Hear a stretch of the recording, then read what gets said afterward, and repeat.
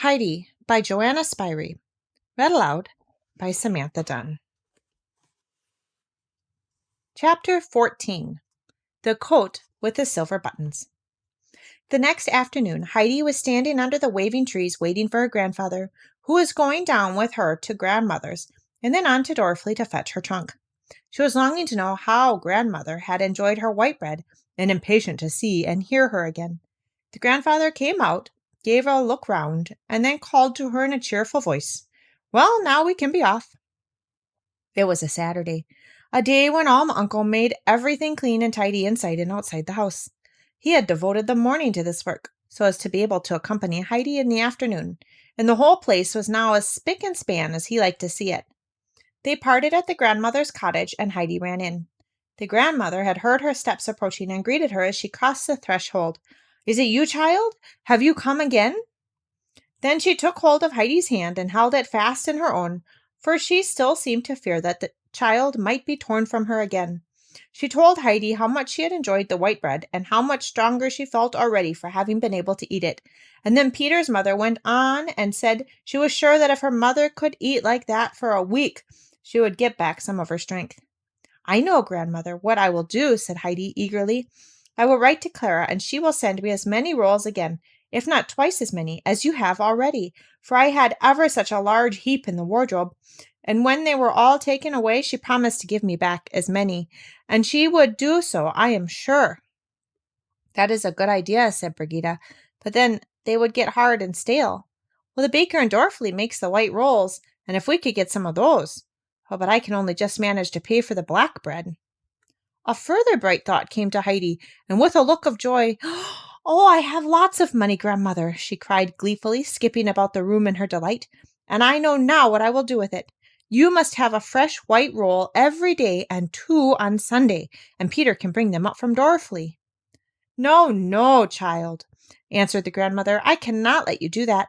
The money was given to you for that purpose. You must give it to your grandfather, and he will tell you how you are to spend it."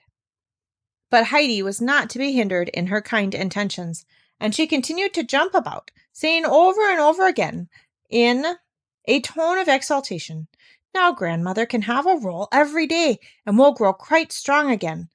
And, oh, grandmother," she suddenly exclaimed, "if you get strong, everything will grow light again for you. Perhaps it's only because you are weak that it is dark." The grandmother said nothing. She did not wish to spoil the child's pleasure. As she went jumping about, Heidi suddenly caught sight of the grandmother's songbook, and another happy idea struck her. "Grandmother, I can also read now. Would you like me to read you one of your hymns from your old book?" "Oh, yes," said the grandmother, surprised and delighted. "But can you really read, child? Really?" Heidi climbed on a chair and lifted down the book, bringing a cloud of dust with it, for it had lain untouched on the shelf for a long time. She wiped it off and sat herself down on a stool beside the old woman and asked her which hymn she should read. "What you like, child, what you like." And the grandmother pushed her spinning wheel aside and sat in eager expectation, waiting for Heidi to begin. "Here is one about the sun, grandmother. I will read you that." And Heidi began reading with more and more warmth of expression as she went on. "The morning breaks, and warm and bright, the earth lies still in the golden light, for dawn has scattered the clouds of night. God's handiwork is seen around, things great and small to his praise abound. Where are the signs of his love not found? Joy shall be ours in that garden blessed, where after storm we find our rest. I wait in peace, God's time is best." The grandmother sat with folded hands and a look of indescribable joy on her face, such as Heidi had never seen there before, although at the same time the tears were running down her cheeks. "Oh, Heidi, that brings light to the heart. What comfort you have brought me." And the old woman kept on repeating the glad words while Heidi beamed with happiness. Someone now knocked at the window, and Heidi looked up and saw her grandfather beckoning her to come with him.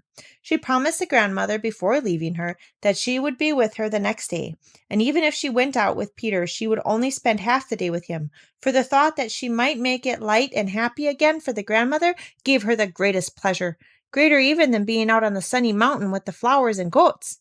Heidi was so full of her grandmother's doings that she began at once to tell her grandfather all about them, how the white bread could be brought every day from Dorfley if there was money for it, and how the grandmother had all at once grown stronger and happier, and light had come to her.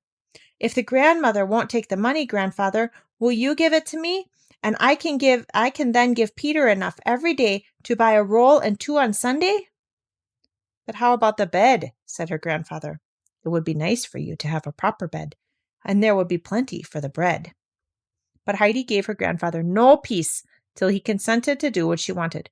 She slept a great deal better, she said, on her bed of hay than on her fine pillowed bed in Frankfurt. So at last he said, well, the money is yours. Do what you like with it.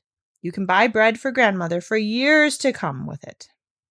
Heidi shouted for joy at the thought that grandmother would never need to eat hard black bread any more.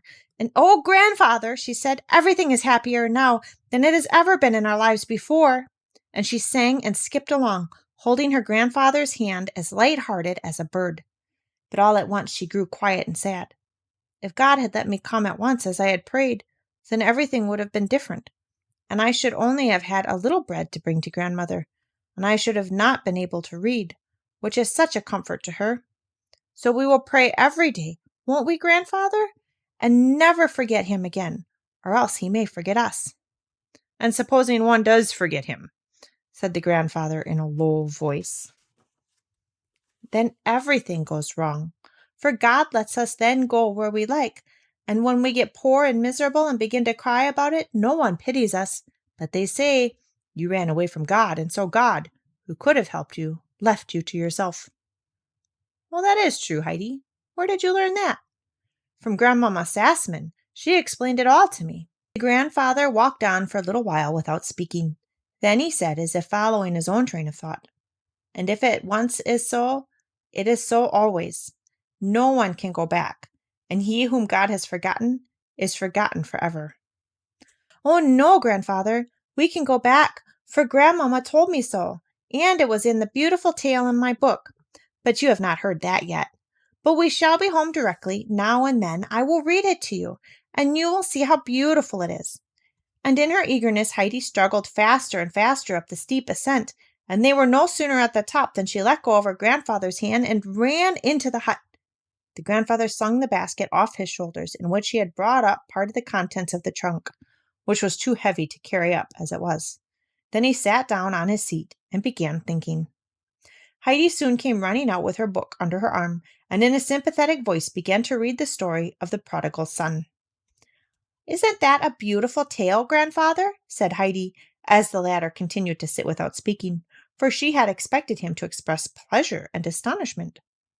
You are right, Heidi. It is a beautiful tale, he replied, but he looked so grave as he said it that Heidi grew silent herself and sat looking quietly at her pictures. A few hours later, as she lay fast asleep in her bed, the grandfather went up the ladder and put his lamp down near her bed so that the light fell on the sleeping child. Her hands were still folded as if she had fallen asleep saying her prayers, with expression of peace and trust lay on her little face, and something in it seemed to appeal to the grandfather, for he stood a long time gazing down at her without speaking. At last he too folded his hands, and with bowed head said in a low voice, Father, I have sinned against heaven and before thee, and I am not worthy to be called thy son. And 2 large tears rolled down the old man's cheeks. Next morning, while the sound of the few early bells was ringing up from the valley, the grandfather called to Heidi to put on her best frock, for they were going to church together.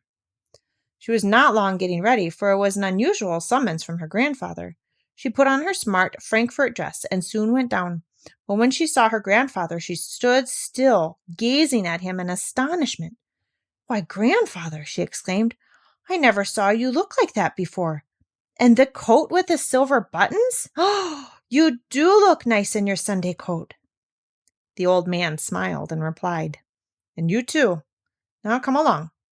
He took Heidi's hand, and together they walked down the mountainside.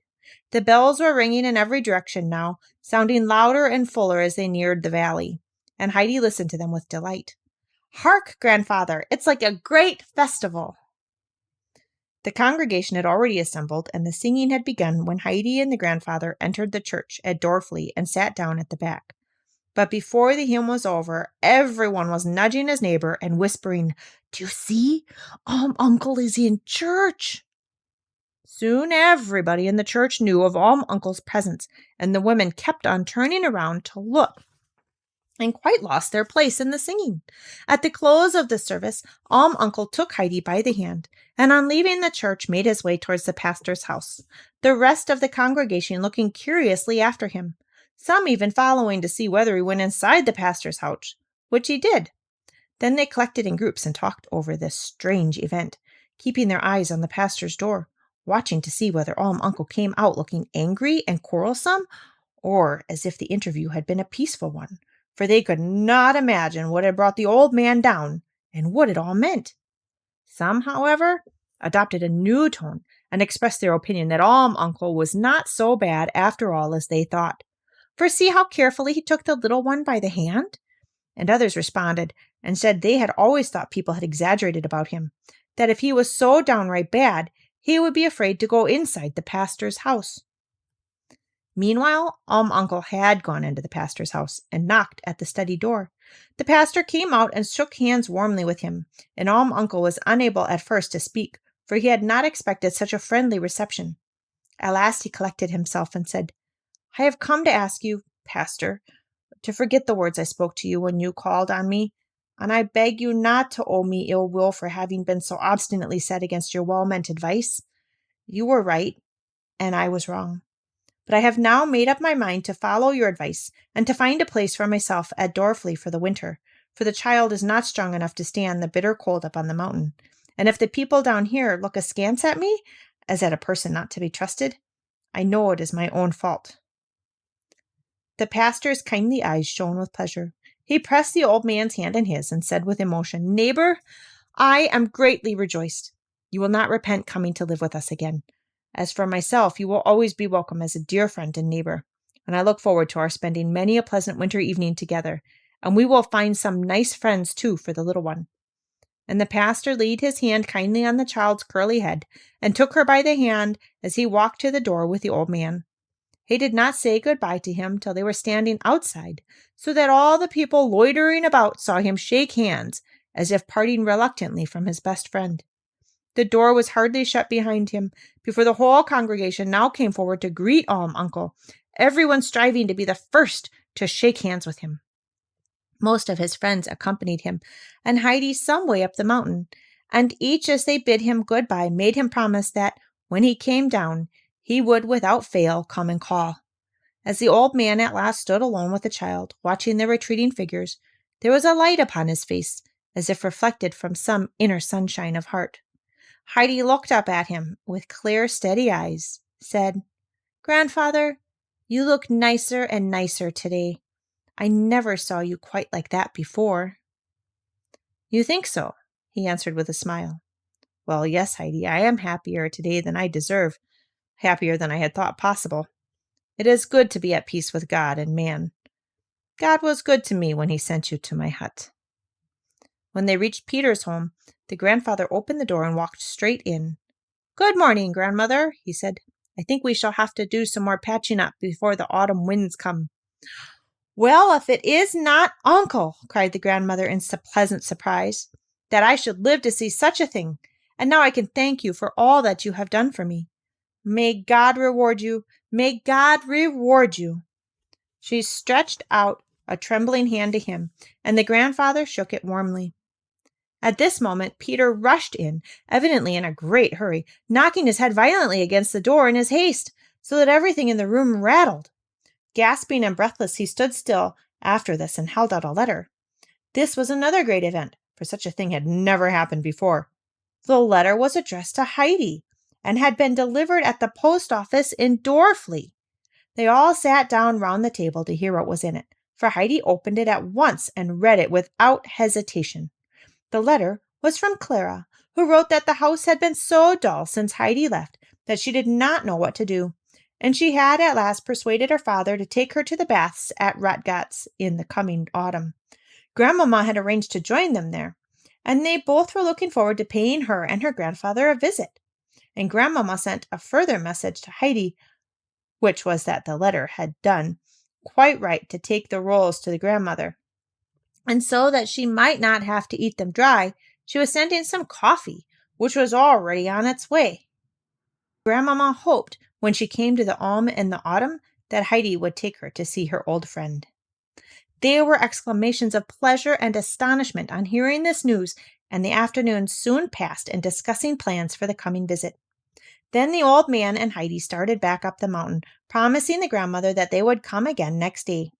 As they had been greeted with the bells when they made their journey down in the morning, so now they were accompanied by the peaceful evening chimes as they climbed to the hut, which had quite a Sunday-like appearance, as it stood bathed in the light of the low evening sun.